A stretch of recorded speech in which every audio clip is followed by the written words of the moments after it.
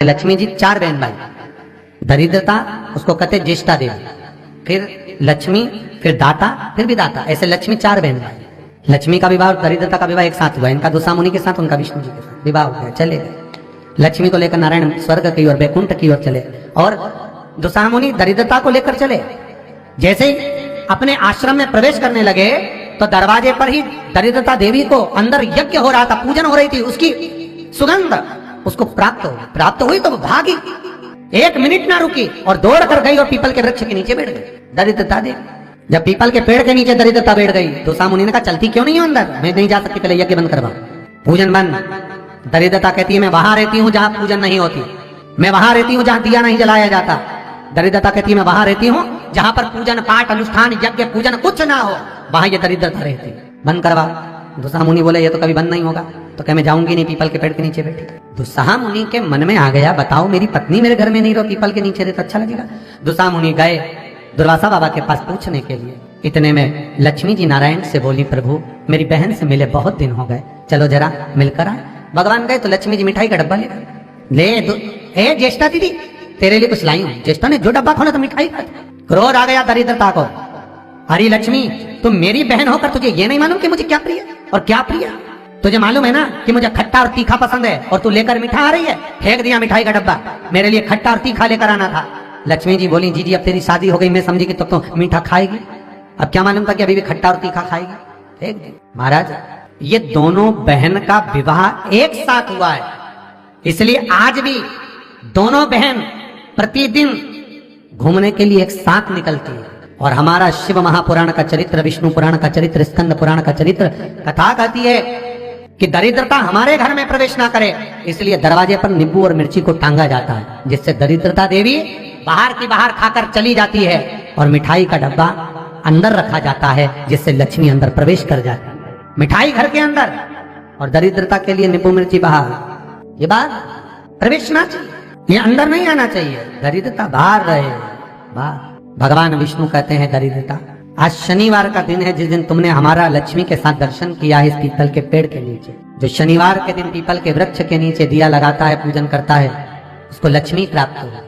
सोमवार, मंगलवार, बुधवार, गुरुवार, शुक्रवार, शनिवार, ये सारे वार हम पीपल के वृक्ष के नीचे लक्ष्मी के साथ विराजमान होंगे। दरिद्रता बोली वाह नारायण वाह, मेरे दरवाजे पर आए और कहते हो कि मैं लक्ष्मी के साथ विराजमान होऊंगा। नारायण आप भले 7 दिन में निवास करो, मना नहीं है, पर एक दिन ये पीपल के वृक्ष में मेरा वासा होगा, और वो रविवार का दिन होगा। रविवार के दिन जो पीपल के वृक्ष के नीचे आएगा, खाली हाथ आएगा, उसके घर में ये दरिद्रता प्रवेश कर जाएगी। भगवान विष्णु ने कहा मान लो कोई जल लेकर आया, फूल लेकर आया, कोई सामान लेकर आया, तो दरिद्रता कहती अगर कोई वस्तु लेकर आया तो दरिद्रता उसके द्वार नहीं जाएगी, और कोई खाली हाथ पीपल के वृक्ष के नीचे आया तो ये दरिद्रता जाएगी। आज भी नियम है महाराज, पीपल का वृक्ष अगर दीवालों पर लग गया, कहीं लग गया, नहीं उखड़ रहा, बार बार उखाड़ा फिर लग जाता, फिर उखाड़ो फिर लग जाता, तो रविवार के दिन एक नींबू को काट कर मिर्ची के साथ में उस पेड़ के नीचे रख दो, और रविवार के दिन फिर उसको उखाड़ दो, कहीं ले जाकर लगवा दो, तब वो वृक्ष फिर वापिस नहीं लगता। आज भी नियम। और अगर आप वैसे रोज उखाड़ोगे तो 2, 4, 8, 15 दिन में, 20 दिन में, 1 महीना, 4 महीना, 6 महीना वापिस नहीं विराजमान। पर नींबू कटा हुआ अगर रख दिया और मिर्ची रख दी और उसके बाद उसको उखाड़ा और कहीं ले जाकर लगा दिया आपने, फिर वो नहीं, दरिद्रता विराजमान है। भगवान विष्णु लक्ष्मी से कहते हैं लक्ष्मी ये पीपल का वृक्ष है, जिस वृक्ष के नीचे भगवान शिव का ही एक कपिल अवतार, पिपलेश्वर अवतार, भगवान शिव का एक स्वरूप, जो कि स्वयं दधीची ऋषि की धर्मपत्नी सुभाष के गर्भ से भगवान का एक आनंदमय ज्ञान मुद्रा का स्वरूप उत्पन्न होगा, जिसका नाम पिपलाद होगा, वो यही पीपल के वृक्ष के नीचे निवास है। इसकी जड़, तना, पत्ते, ये सब पुण्य भागी होंगे, पुण्य भागी। एक सरल विषय में ध्यान देना, फिर निवेदन करूं।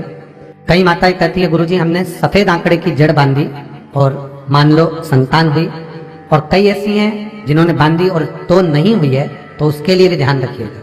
18 साल हो जाए, 17 साल हो जाए, 10 साल हो जाए, 12 साल हो जाए, और घर में बच्चा नहीं है, संतान नहीं है, तो प्रयास करना सफेद आंकड़े की जड़ को लेना, तुमरुका जी का नाम लेकर 21 बार शिवलिंग पे से घुमाना, रजस्वला धर्म के 7वें दिन कमर पर बांध लेना, और उसी दिन से एक पीपल का पत्ता मंगवाना, शंकर भगवान पर चढ़वाना, और पीपल के पत्ते को गौ माता के दूध में उसको उकलवाना, ठीक है, उकलवाकर ठंडा करवाकर पत्ते को बाहर ठंडा करने में डाल देना। दूध जब ठंडा हो जाए हथेली पर उस गिलास को रखना और भगवान शिव का तुमरुका जी का नाम लेकर उसको पीना चालू कर देना। लगभग 8 दिन 15 दिन उस दूध का पान कर कर फिर विश्राम करें। महाराज संतान की प्राप्ति अवश्य, संतान अवश्य प्राप्त हो। पीपल के वृक्ष में स्वयं मेरे भगवान शिव आनंद वास निवास करते हैं। बाबा भोलेनाथ स्वतः निवास कर रहे हैं। केवल एक पीपल के वृक्ष में कितना सुंदर लिखा पद्म पुराण में कि 52,000 ब्राह्मण का एक साथ निवास पीपल के वृक्ष में होता है।